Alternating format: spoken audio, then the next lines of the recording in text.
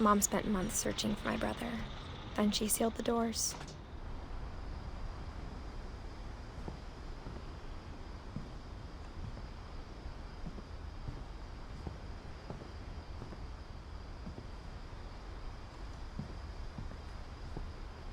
Whatever Milton had found in the house, Mom didn't want it getting out.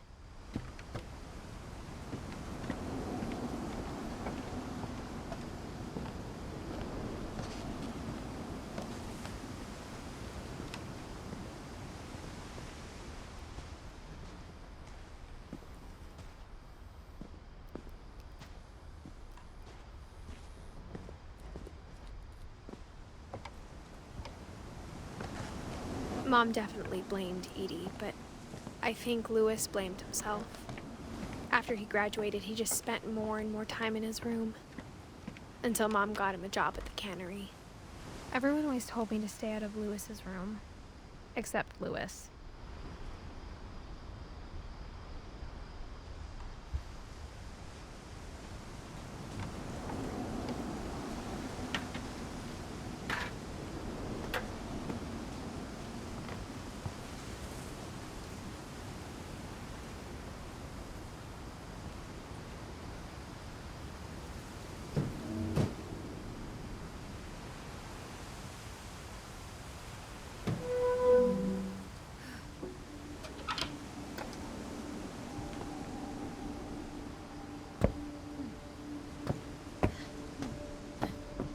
Louis's room smelled very, very familiar.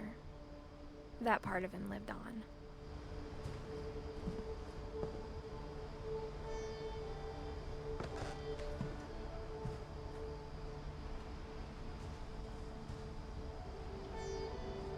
Louis and I spent a lot of time playing games together, but he was surprisingly bad at them.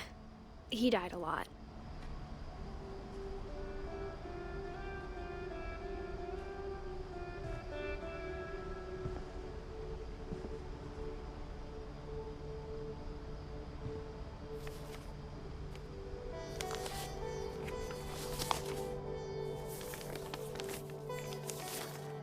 Dear Mrs. Finch, as Louis's psychiatrist, I can understand your desire for an explanation. As I see it, the trouble began in January, shortly after we convinced your son to seek treatment for substance abuse. Newly sober, I believe Louis first noticed the monotony of his daily life.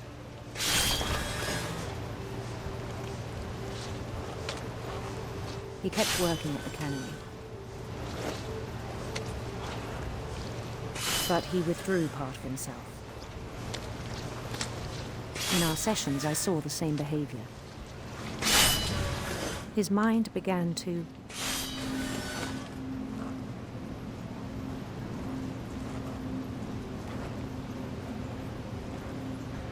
wander. I asked him to describe it. He said he started small, imagining a labyrinth. He'd feel his way about.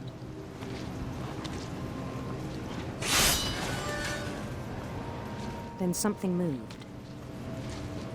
Bats and toads.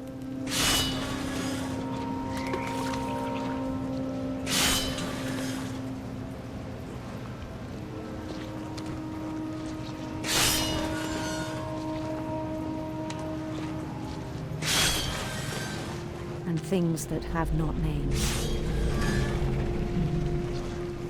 He knew it was all in his head, but he took it very seriously. I had hoped he'd find himself.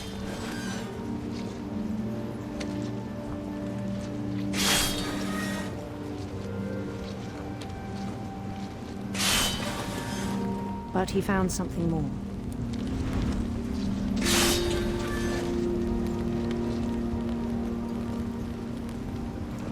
I worried about him then. Daydreaming at the cannery.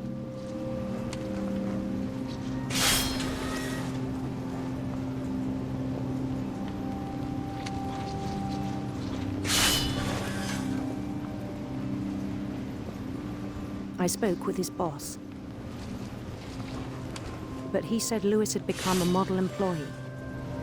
Methodical, tireless, focused.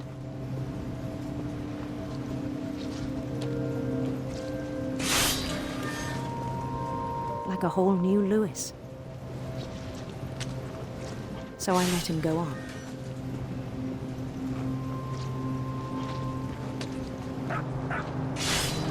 I even encouraged him. It seemed very promising at first. He told me he'd made a new friend.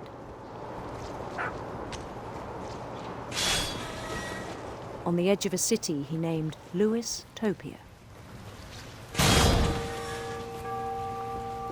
He built the city up slowly, brick by brick. Then he made musicians.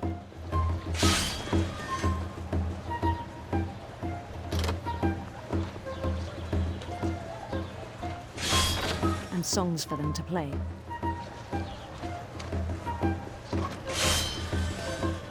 He talked about starting a band. And he was always humming something. Every day his imagination grew stronger.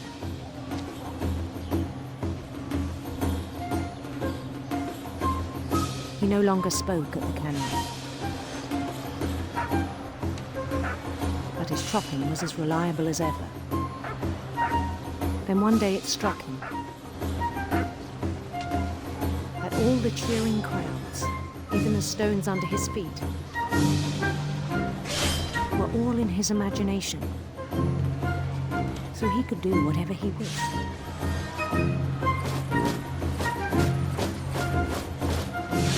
He held an election for mayor. And he won. They begged him to stay, but his mind was already wandering.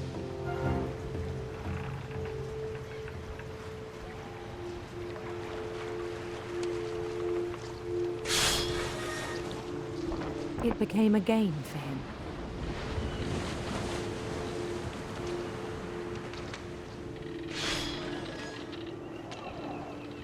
He'd conquer a city, then immediately push on. New Louisville.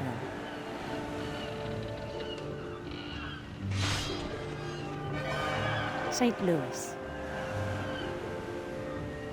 He started drifting away from our reality.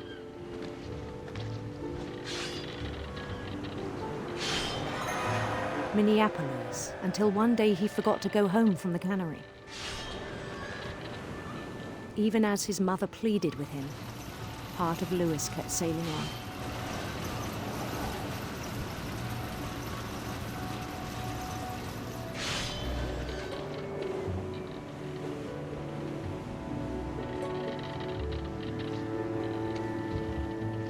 In Lewisburg, he heard rumors of a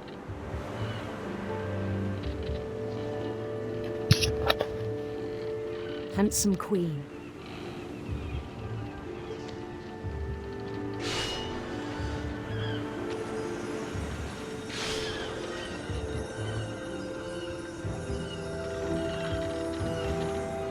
The queen was on her own quest for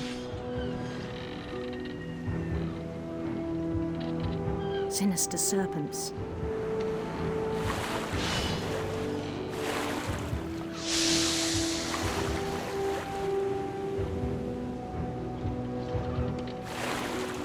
He followed the sound of her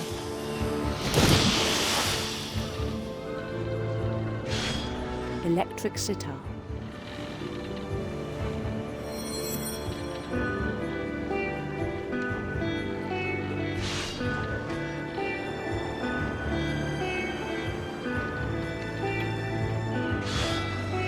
His chase led him to a golden palace east of the sun and west of the moon. Even then, his logic remained sound.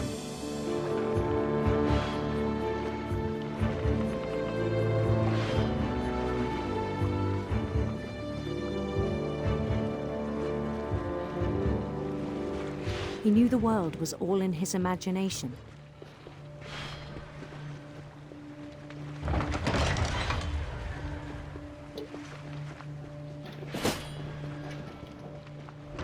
but he was so proud of having created it. In his own eyes, he'd become something greater than a king.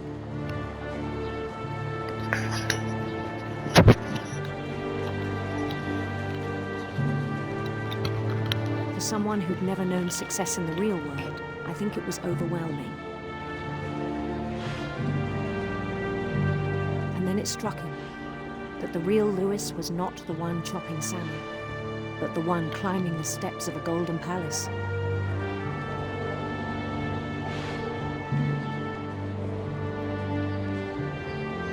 My imagination is as real as my body, he told me. It was hard to argue with him.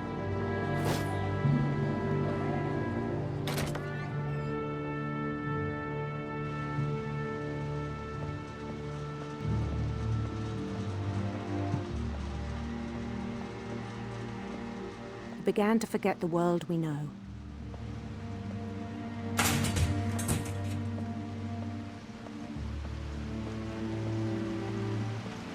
I think it pained him to remember Lewis, the cannery worker.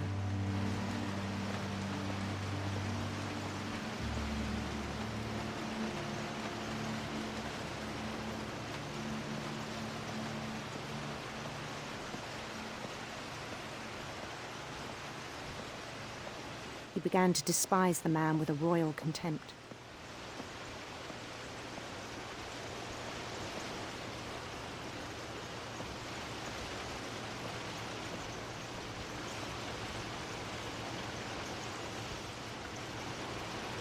I still thought I could save him. Even after he said he was being crowned king over all the lands of wonder. The palace would be packed with his companions.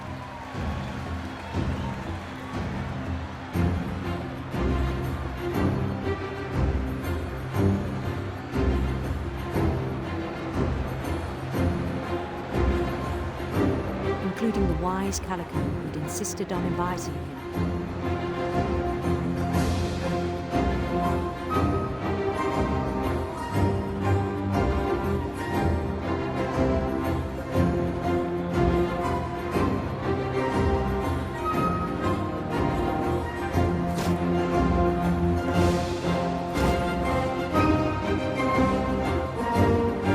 His queen waited, holding his crown.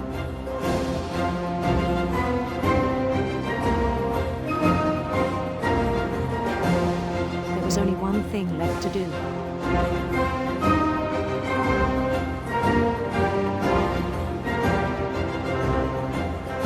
Bend down his head.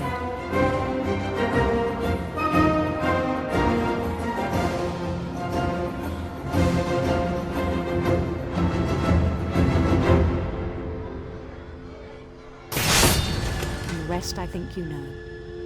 Mrs. Finch, your son was a kind man who will be missed by all of us who knew him.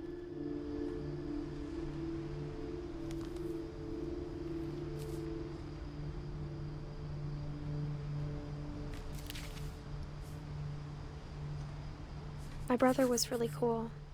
I wish you could have met him.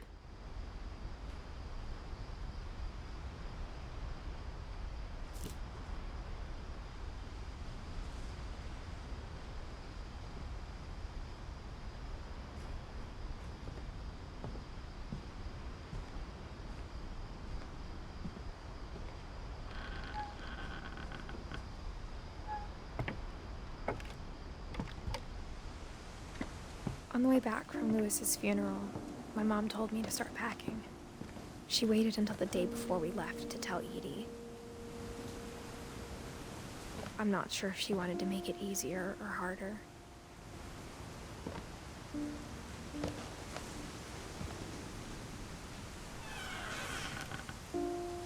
I wish we'd stayed.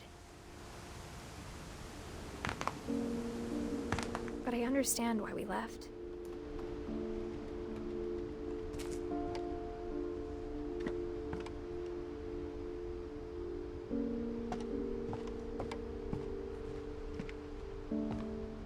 My mom ended up leaving everything behind.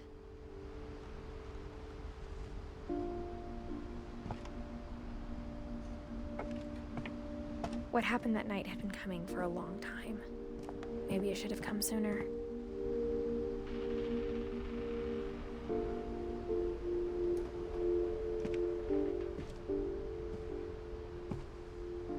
But it had to end one way or another. All that's left now is to tell you about that last night.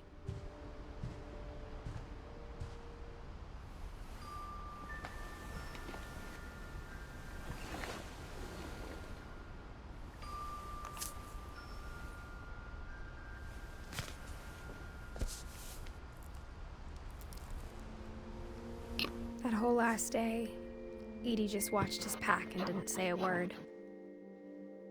Until supper, when she raised her glass and said, "To our final night together, and all our final nights apart." Grandma, you know what I said about alcohol. Some of your medications are very Edith, specific. I left a present for you in the hallway. Why don't you go open it? The grown-ups have to argue now. I'm sorry, you're right.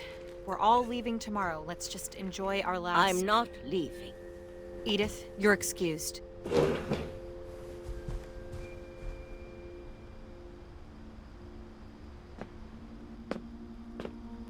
the power had been shut off that morning, but Edie always had plenty of candles. When my mom sealed the library, I don't think she knew about the other entrance. Or that Edie had a key to it.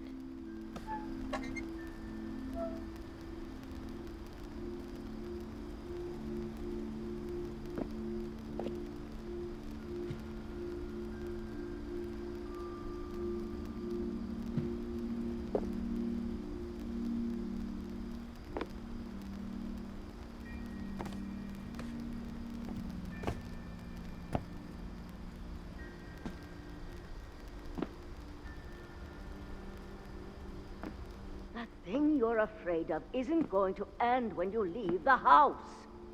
Edith has a right to know these stories. My children are dead because of your stories. I think it's best if Edith and I leave tonight. We'll have the nursing home send a van for you in the morning, okay?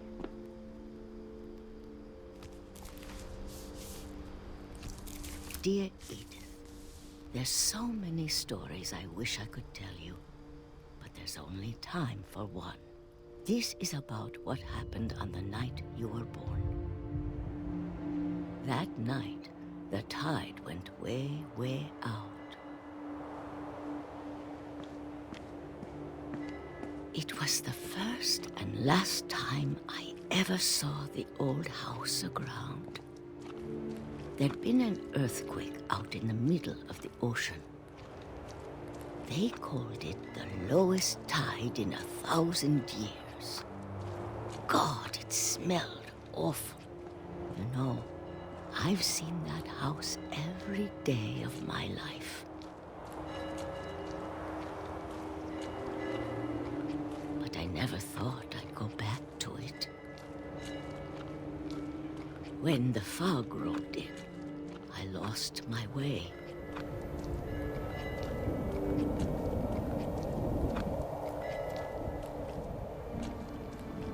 I got turned around.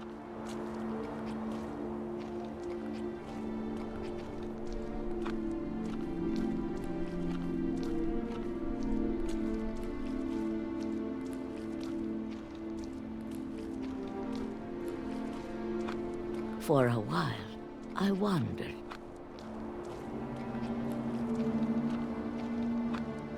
I started seeing things.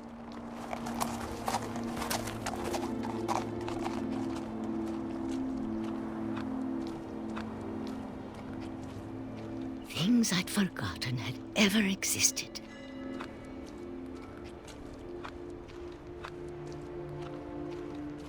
But when I saw them, they felt like old friends.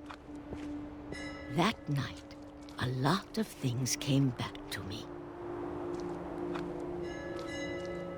Or maybe I came back to them.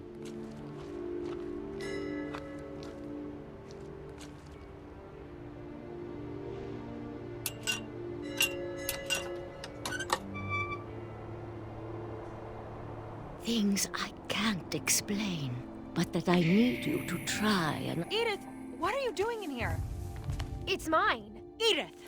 Mom, you're gonna rip it! Let go! I kicked and screamed, but Mom dragged me to the car. I never saw Great-Grandma Edie again. The next morning, the van came to pick her up, but she was already gone. After that, we moved around a lot.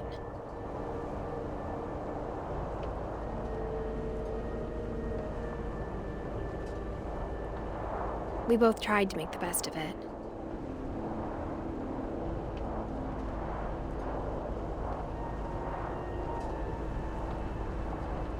A few years went by.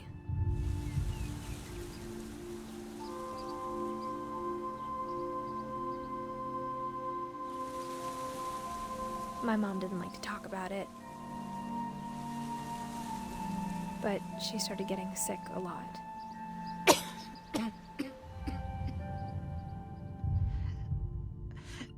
She got better for a while,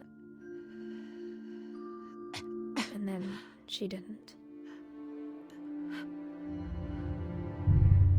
And then I was alone. The last Finch left alive.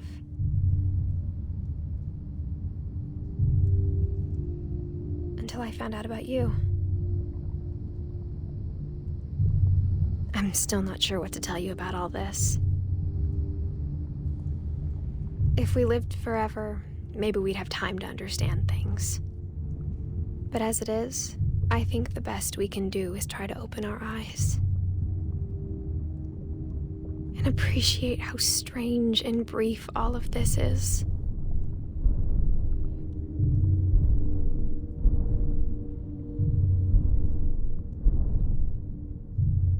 This journal was supposed to be for you, but now I hope you'll never see it. I just want to meet you and tell you all these stories myself. But I guess if you're reading this now, things didn't work out that way.